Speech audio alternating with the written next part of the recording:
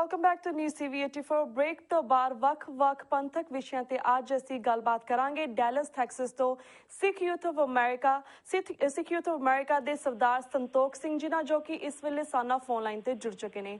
ਜੀ ਵਾਹਿਗੁਰੂ ਜੀ ਕਾ ਖਾਲਸਾ ਵਾਹਿਗੁਰੂ ਜੀ ਕੀ ਫਤਿਹ। ਵਾਹਿਗੁਰੂ ਜੀ ਕਾ ਖਾਲਸਾ ਵਾਹਿਗੁਰੂ ਜੀ ਕੀ ਫਤਿਹ ਭੈਣ ਜੀ।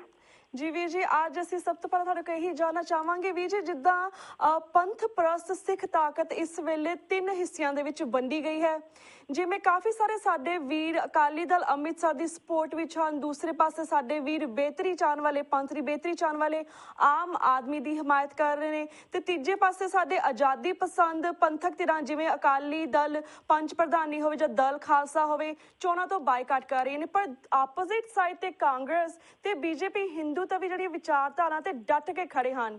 ਤੇ ਅਸੀਂ ਤੁਹਾਡੇ ਕੋਲ ਜਾਣਨਾ ਚਾਹਾਂਗੇ ਕਿ ਸਿੱਖ ਨੁਕਤਾ ਨਿਗਾਹ ਤੋਂ ਤੁਸੀਂ ਸਿੱਖਾਂ ਦਾ ਇਹਨਾਂ ਚੋਣਾਂ ਦੇ ਵਿੱਚੋਂ ਕੀ ਫਿਊਚਰ ਵੇਖਦੇ ਹੋ? ਹਾਂਜੀ ਭੈਣ ਜੀ, ਸਭ ਤੋਂ ਪਹਿਲਾਂ ਮੈਂ ਸਿੱਖ ਯੂਥ ਆਫ ਅਮਰੀਕਾ ਵੱਲੋਂ TV 84 ਦੀ ਪੂਰੀ ਹੈਲੋ ਜੀ ਵੀਰ ਜੀ। ਹਾਂਜੀ ਭੈਣ ਜੀ, ਸਭ ਤੋਂ ਪਹਿਲਾਂ ਮੈਂ TV 84 ਸਿੱਖ ਯੂਥ ਅਮਰੀਕਾ ਵੱਲੋਂ TV 84 ਦੇ ਸਮੂਹ ਪ੍ਰਬੰਧਕ ਵੀਰਾਂ ਦਾ ਤਹਿ ਦਿਲ ਤੋਂ ਧੰਨਵਾਦੀ ਹਾਂ। ਖਾਸ ਤੌਰ ਤੇ ਡਾਕਟਰ ਅਮਰਜੀਤ ਸਿੰਘ ਜੀ ਹੋਣਾ ਵੱਲੋਂ ਜਿਨ੍ਹਾਂ ਨੇ ਇਹ TV 84 ਦੇ ਰਾਹੀਂ ਸੱਚੋ ਸੱਚ ਪ੍ਰੋਗਰਾਮ ਦੇ ਅੰਦਰ ਜਿਹੜੀ ਆ ਸਿੱਖਾਂ ਦੀ ਆਵਾਜ਼ ਜਿਹੜੀ ਆ ਉਹ ਹਰ ਘਰ ਤੱਕ ਪਹੁੰਚਾਉਣ ਦਾ ਉਪਰਾਲਾ ਕੀਤਾ। ਤੇ ਉਸ ਤੋਂ ਬਾਅਦ ਮੈਂ TV 84 ਦੇ ਸਮੂਹ ਦਰਸ਼ਕਾਂ ਨੂੰ ਫਤਿਹ ਅਰਜ਼ ਕਰਦਾ ਜੀ। ਵਾਹਿਗੁਰੂ ਜੀ ਕਾ ਖਾਲਸਾ ਵਾਹਿਗੁਰੂ ਜੀ ਕੀ ਫਤਿਹ ਜੀ। ਤੁਸੀਂ ਜਿਸ ਤਰ੍ਹਾਂ ਤੁਸੀਂ ਸਵਾਲ ਕੀਤਾ ਕਿ ਇੱਕ ਬੰਨੇ ਕਾਂਗਰਸ BJP ਤੇ BJP ਦੇ ਚੱਪਲ ਚੱਟ ਜਿਹੜਾ ਬਾਦਲ ਟੋਲਾ ਪੰਜਾਬ ਵਿੱਚ ਬੈਠਾ ਉਹ ਸਾਰੇ ਰਲ ਕੇ ਜਿਹੜੇ ਇਸ ਲੋਕ ਸਭਾ ਦੀ ਚੋਣ ਦੇ ਵਿੱਚ ਜਿਹੜੇ ਨੇ ਮੈਦਾਨ ਵਿੱਚ ਉਤਰੇ ਨੇ, ਉਹ ਇੱਕ ਸਿੱਖ ਕੌਮ ਦੇ ਵਾਸਤੇ A ਤੇ B ਟੀਮ ਹੈ ਜਿਹੜੀ ਬਿਲਕੁਲ ਉਹਨਾਂ ਦੀ ਇੱਕੋ ਹੀ ਰੂਪ ਹੈ। ਸਿੱਖ ਵਿਰੋਧੀ ਨੇ, ਪੰਥ ਵਿਰੋਧੀ ਨੇ, ਡਟ ਕੇ ਬੇਈਮਾਨ ਨੇ, ਉਹਦੇ ਦੋਵੇਂ ਸਹਿਮਤ ਨੇ। ਤੀਸਰਾ ਤੁਸੀਂ ਜਿਹੜੀ ਆਮ ਆਦਮੀ ਪਾਰਟੀ ਦਾ ਜ਼ਿਕਰ ਕੀਤਾ ਕਿ ਆਮ ਆਦਮੀ ਦੀ ਪਾਰਟੀ ਹੈ ਉਹ ਤੀਸਰਾ ਰੂਪ ਧਾਰ ਕੇ ਤੇ ਹਿੰਦੁਸਤਾਨ ਦੀ ਪਬਲਿਕ ਦੇ ਸਾਹਮਣੇ ਜਿਹੜੀ ਉੱਭਰੀ ਆ। ਉਹਦੇ ਵਿੱਚ ਕਾਫੀ ਚੀਜ਼ਾਂ ਜਿਹੜੀਆਂ ਨੇ ਲੋਕਾਂ ਨੇ ਸੁਣੀਆਂ ਨੇ ਤੇ ਆਪਣੀ ਸਿੱਖ ਕੌਮ ਦੇ ਜਿਹੜੇ ਨੇ ਕਾਫੀ ਵੀਰ ਸਾਡੇ ਜਿਹੜੇ ਨੇ ਉਹਦੇ ਵਿੱਚ ਜੰਪ ਮਾਰ ਕੇ ਤੇ ਉਹਦਾ ਨਾਂ ਲੈ ਰਹੇ ਨੇ, ਉਹਦੇ ਨਾਲ ਸਪੋਰਟਰ ਬਣੇ ਨੇ। ਸਭ ਤੋਂ ਪਹਿਲਾਂ ਮੈਂ ਗੱਲ ਕਰਾਂਗਾ ਜੀ ਕਾਂਗਰਸ ਦੀ ਪਾਰਟੀ ਦੇ ਸਾਹਮਣੇ ਜੇ ਕੋਈ ਵੀ ਜਿਹੜਾ ਸਿੱਖ ਹੈ, ਸਿੱਖੀ ਨੂੰ ਪਿਆਰ ਰੱਖਣ ਵਾਲਾ ਵਾ, ਗੁਰੂ ਨਾਨਕ ਦੇਵ ਜੀ ਦਾ ਗੁਰੂ ਨਾਨਕ ਨਾਮ ਲੇਵਾ ਸਿੱਖ ਹੈ, ਉਹ ਬੜੀ ਚੰਗੀ ਤਰ੍ਹਾਂ ਨਾਲ ਇਹ ਕਾਂਗਰਸ ਪਾਰਟੀ ਦੀ ਪੂਰੀ ਜਿਹੜੀ ਕਾਰਗੁਜ਼ਾਰੀ ਅੱਜ ਤੱਕ ਹੋਈ ਆ 1978 ਤੋਂ ਲੈ ਕੇ ਅੱਜ ਤੱਕ ਜੋ ਵੀ ਕਾਰਵਾਈ ਹੋਈ ਆ ਕੋਈ ਵੀ ਵੀਰ ਉਸ ਤੋਂ ਗੁੱਝਾ ਨਹੀਂ, ਕੋਈ ਵੀ ਉਸ ਤੋਂ ਵੀਰ ਅਣਜਾਣ ਨਹੀਂ। ਇਹਨਾਂ ਨੇ ਪੂਰੀ ਸੋਚੀ ਸਮਝੀ ਆਪਣੀ ਪਲਾਨ ਦੇ ਨਾਲ ਸਿੱਖ ਕੌਮ ਨੂੰ ਖਤਮ ਕਰਨ ਵਾਸਤੇ ਆਪਣੇ ਪੂਰੇ ਅੱਡੀ ਚੋਟੀ ਦਾ ਜ਼ੋਰ ਲਾਇਆ। ਤੇ ਬਦਕਿਸਮਤੀ ਆ ਵਿੱਚੋਂ ਸਿੱਖੀ ਸੂਬ ਵਾਲੇ ਜਿਹੜੇ ਸਾਡੇ ਵੀਰ ਨੇ ਉਹ ਇਹਨਾਂ ਦੇ ਹਥਿਆਰ ਦਾ ਡੰਡਾ ਬਣ ਕੇ ਜਿਹੜੇ ਨੇ ਤੁਰੇ ਨੇ ਤੇ ਜਿਹੜਾ ਅੱਜ ਤੱਕ ਸਾਡੇ ਵਾਸਤੇ ਖਤਰਨਾਕ ਹੈ। ਇਹਨੂੰ ਬਰਦਾਸ਼ਤ ਕਰਨਾ ਜਿਹੜਾ ਵਾ ਉਹ ਕਿਸੇ ਵੀ ਹਾਲਤ ਵਿੱਚ ਜਿੱਤੀ ਹੈ।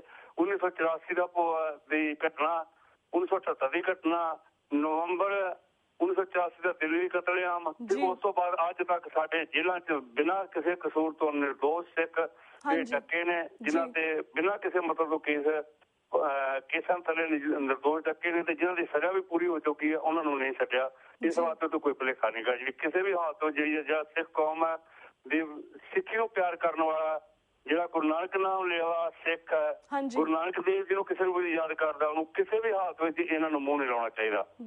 ਉਸ ਤੋਂ ਬਾਅਦ ਦੂਸਰਾ ਵਾ ਜੀ BJP ਤੇ BJP ਉਸੇ ਕਾਂਗਰਸ ਦਾ B ਪਾਰਟ ਹੈ, ਉਸੇ ਹੀ ਕਾਂਗਰਸ ਦਾ ਦੂਸਰਾ ਪਾਸਾ ਵਾ ਜਿਨ੍ਹਾਂ ਨੇ ਹਰਿਮੰਦਰ ਸਾਹਿਬ ਤੇ ਅਟੈਕ ਕਰਨ ਵਾਸਤੇ ਇਸੇ BJP ਦੇ ਸੀਨੀਅਰ ਲੀਡਰਾਂ ਨੇ ਇਹ ਗੱਲ ਕਹੀ ਪਿਆ ਸੀ ਉਸ ਜੈਨ ਇੰਦਰਾ ਨੂੰ ਸਲਾਹ ਦਿੱਤੀ ਸੀ ਕਿ ਹਰਿਮੰਦਰ ਸਾਹਿਬ ਤੇ ਅਟੈਕ ਕੀਤਾ ਜਾਵੇ ਤੇ ਹਰਿਮੰਦਰ ਸਾਹਿਬ ਅਟੈਕ ਕਰਨ ਤੋਂ ਬਾਅਦ ਉਹਨੂੰ ਇੱਕ ਬਹੁਤ ਵੱਡੇ ਸਤਿਕਾਰਯੋਗ ਨਾਵਾਂ ਨਾਲ ਸਨਮਾਨਿਤ ਕੀਤਾ ਤੇ ਉਹਦੇ ਬੜੀ ਉਪਮਾ ਕੀਤੀ। ਇਹ ਉਹਦਾ ਪਾਰਟ ਨੇ ਤੇ ਉਸ ਤੋਂ ਸਾਰਾ ਜ਼ਿਆਦਾ ਦੁੱਖ ਵਾਲੀ ਗੱਲ ਇਹ ਹੈ ਕਿ ਜਿਹੜਾ ਬਾਦਲ ਟੋਲਾ, ਜਿਹੜਾ ਬਾਦਲ ਪਰਿਵਾਰ ਹੈ, ਇਹ ਆਪਣੇ ਸਿਰਫ ਥੋੜੇ ਦਿਨਾਂ ਦੀ ਚੌਧਰ ਵਾਸਤੇ ਕੁਰਸੀ ਦੀ ਭੁੱਖ ਖਾਤਰ ਤੇ ਉਸ BJP ਦੇ ਰਾਹੀਂ ਕੀਤੀ ਹੋਈ ਹਰ ਇੱਕ ਗੱਲ ਜਿਹੜੀ ਆ ਉਹਨੂੰ ਪੂਰੀਆਂ ਕਰਦਾ ਬਿਨਾਂ ਕਿਸੇ ਸ਼ਰਤ ਤੋਂ, ਬਿਨਾਂ ਕਿਸੇ ਵੀ ਕੰਡੀਸ਼ਨ ਤੋਂ।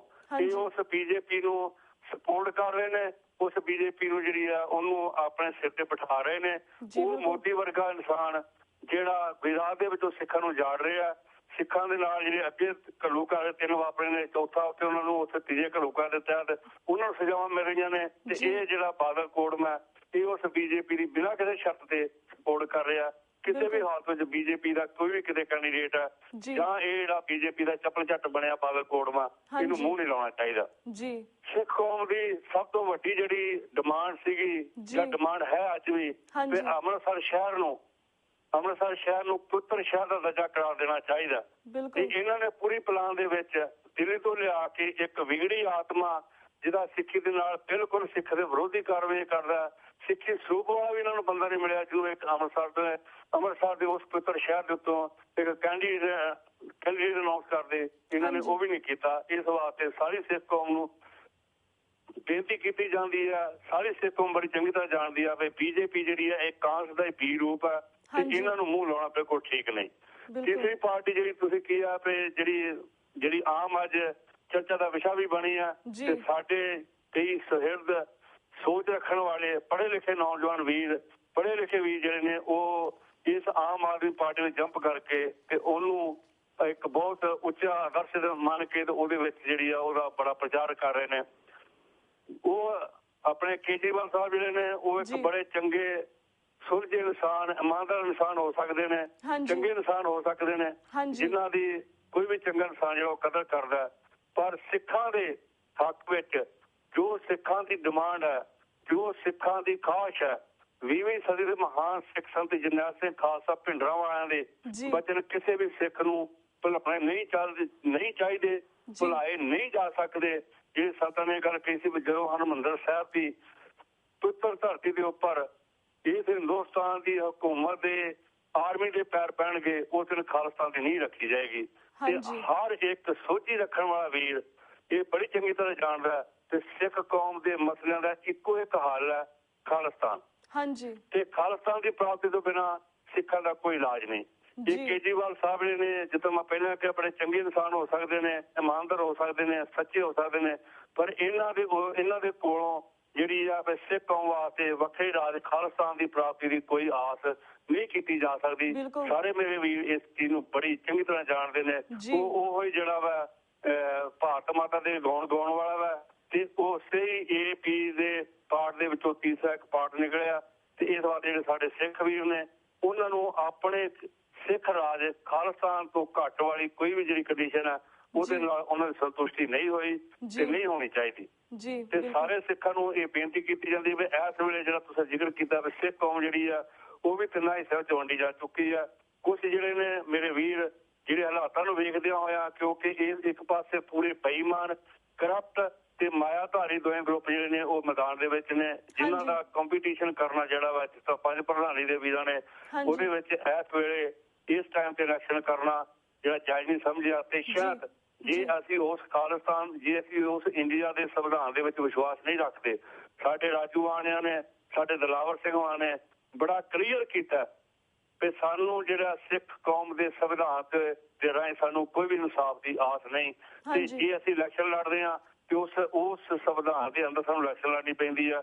ਇਹਨਾਂ ਸੋਚ ਨੂੰ ਮੁੱਖ ਰੱਖਦਿਆਂ ਹੋਇਆ ਉਹਨਾਂ ਨੇ ਸਿਰਫ ਖਾਲਿਸਤਾਨ ਦੀ ਪ੍ਰਾਪਤੀ ਵਾਸਤੇ ਜਿਹੜਾ ਸੰਘਰਸ਼ ਰੰਭਿਆ, ਜਿੱਥੇ ਉਹ ਖੜੇ ਨੇ ਪੰਜ ਪ੍ਰਧਾਨੀ ਵਾਲੇ ਵੀਰ, ਉਹਨਾਂ ਨੇ ਆਪਣੇ ਉਮੀਦਵਾਰ ਮੈਦਾਨ ਵਿੱਚ ਨਹੀਂ ਉਤਾਰੇ। ਦਲ ਖਾਲਸਾ ਵਾਲਿਆਂ ਦੇ ਉਹਨਾਂ ਦੇ ਨਾਲ ਜਿਹੜੀ ਉਹ ਸਹਿਮਤੀ ਜਾਂ ਇੱਕ ਮੰਚ ਤੋਂ ਖੜੇ ਨੇ ਜਿਹੜੇ ਉਹ ਇਸ ਚੀਜ਼ ਨੂੰ ਨਹੀਂ ਕਰ ਰਹੇ, 10 ਦਿਨਾਂ ਗੱਲਾਂ ਨਾਲ ਸਹਿਮਤ ਹੈ।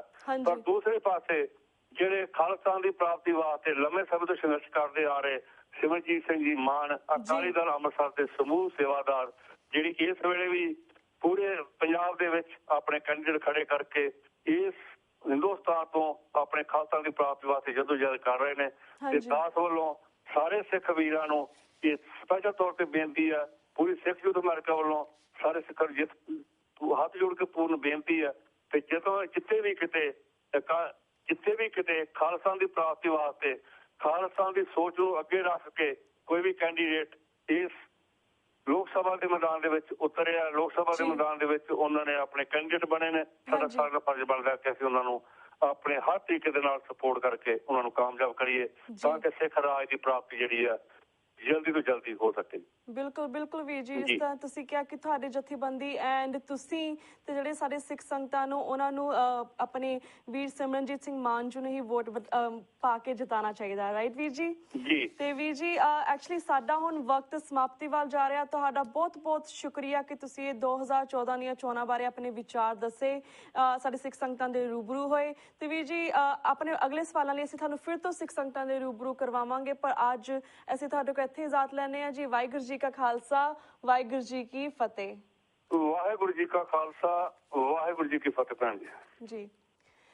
ਤੇ ਵੀਅਰਸ ਇੱਥੇ ਅਸੀਂ ਤੁਹਾਡੇ ਕੋਲ ਵੀ ਇਜਾਜ਼ਤ ਲੈਂਦੇ ਹਾਂ। ਮੰਡੇ ਮਿਲਾਂਗੇ ਸੇਮ ਟਾਈਮ ਸੇਮ ਸ਼ੋ ਤੇ। ਤਦ ਤੱਕ ਲਈ ਵਾਹਿਗੁਰੂ ਜੀ ਕਾ ਖਾਲਸਾ, ਵਾਹਿਗੁਰੂ ਜੀ ਕੀ ਫਤਿਹ।